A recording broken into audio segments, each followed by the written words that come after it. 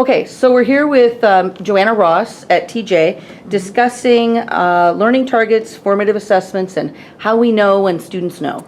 Yay. All right. So what is your learning goal or target for tomorrow's class in economics? In the grand scheme of things, we've been looking at supply and demand, and tomorrow's focus is going to be to make sure that they understand the effect shifters have on market demand. Okay, and how will you know that they've met this learning goal, that they know the shifters on demand? After modeling one example, I'm going to release it to the students. They're going to peer up, and that way, through observation, I'll be able to see their interaction with each other, making sure that they make it through. Then I like to switch them up and have another set of peers, so that way they're not just with their buddies.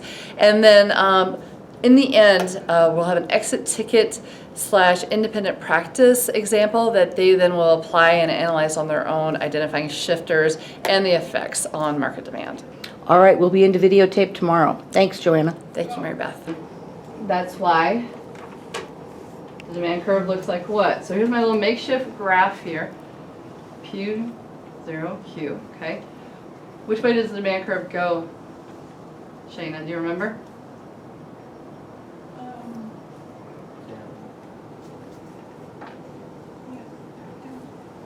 So does it start down or does it start up and go down?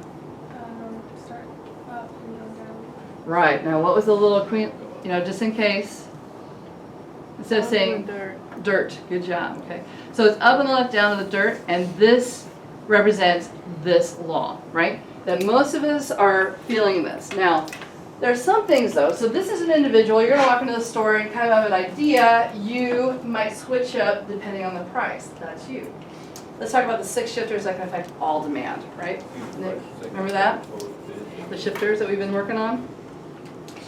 If you take a look here, we've got a list of the abbreviations. I, C, T, C, E, S, C, and MS.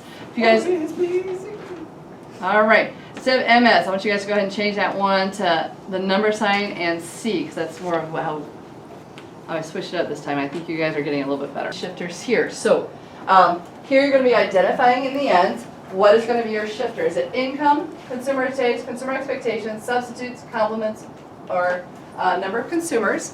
You're going to be showing the shift, okay, which I'm going to ask my friend Shayna here, because I know it's been a little bit, but I know you know this, right? When you graph it, and here's your demand curve, how do you show an increase in demand? Do you remember which direction? So we're going to draw that other line. Which way? From the bottom. Well, we have this one. So if we change all of demand, right, we're going to shift it. Is that to the right or to the Oh, left? just kidding. Going down to the left. Or to the right, I mean.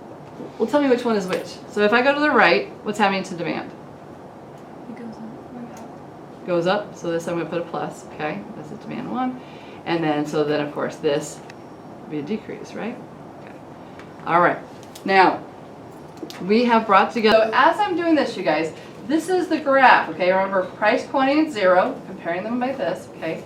But when we talk about the top, 25 celebrities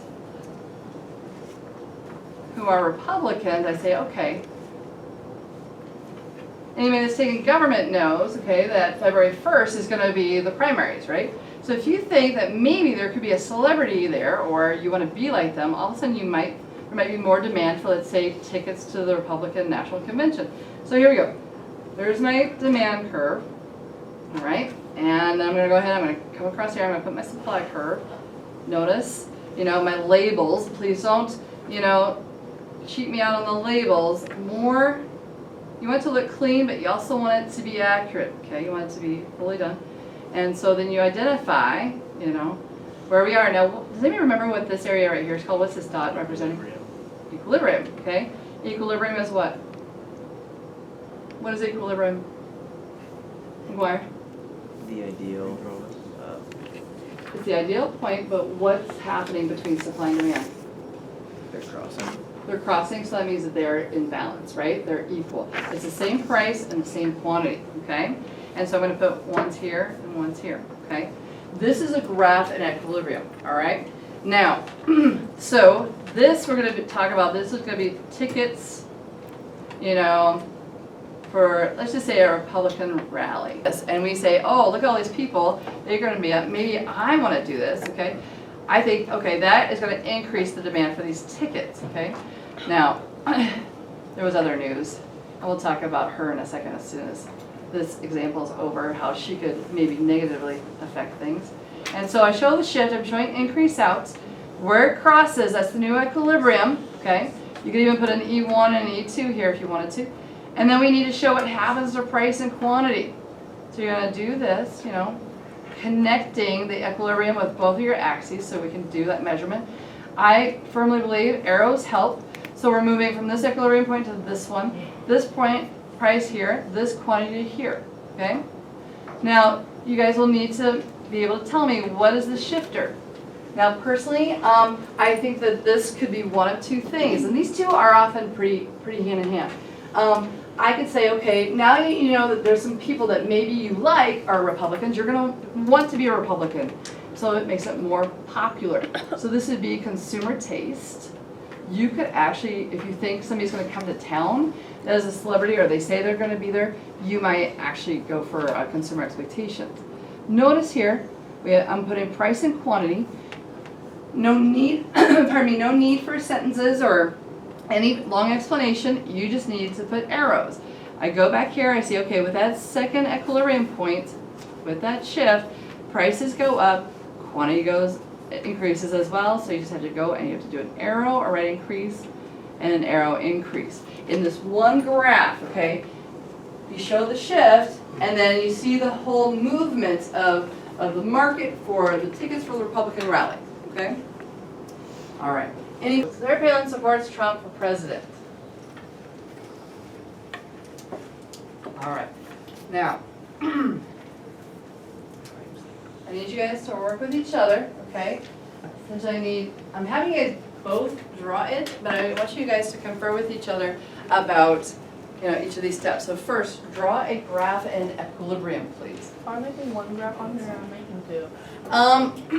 Let's go ahead and just make one. So we can just have one big one? One big one is fine. Now, what's going to happen here is your peer is going to be your first check, okay? Each one of you guys are going to do this. Make sure that you have everything included. That's the big thing. All right.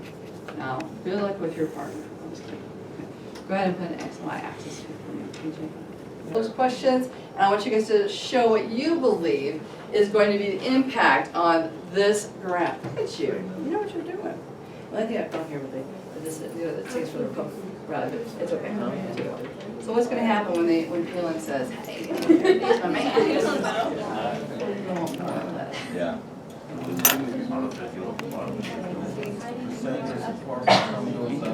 looking at full demand for these tickets, so it's not just you, we're looking at everybody. All right? I'm so, don't worry. Move away from your partner, I know you're, give me more, right? Okay. I need you guys to go ahead and fill this next part out. There's two graphs there, look at the directions, okay? I'm sorry, what? What? The award, is that Or Spanish. They're both of the same language family, right? A Romance language. Okay, so there's two here. You got this one, and Marissa, what does it say above it? Draw a graph and equilibrium. Great, okay? That should make sense to some people, but I mean, everybody here should know what that means, okay? Then you have this one over here, and what's this one, Samuel? So if this is the one you're gonna draw an equilibrium, this one, what are you gonna do? You're gonna draw it again and then shift here, okay? So you're gonna have two different ones, okay? One just says in equilibrium, and then the next one is gonna be the entire thing. We're gonna show equilibrium and then shift. As you go. So here, right? And then what happened to quantity? Good job. Do you have a question about that? Anything you do in the shifter part? Okay. Showing a shift is basically what? What's happening? Something. Okay, we're back with Joanna Ross. discussing the formative assessment that she assigned today. And have you had a chance to look at those, Joanna? You know, when the kids were turning them in, I really took a look at them. And then today, you know, looking through them again, I'm really pleased with the results so far.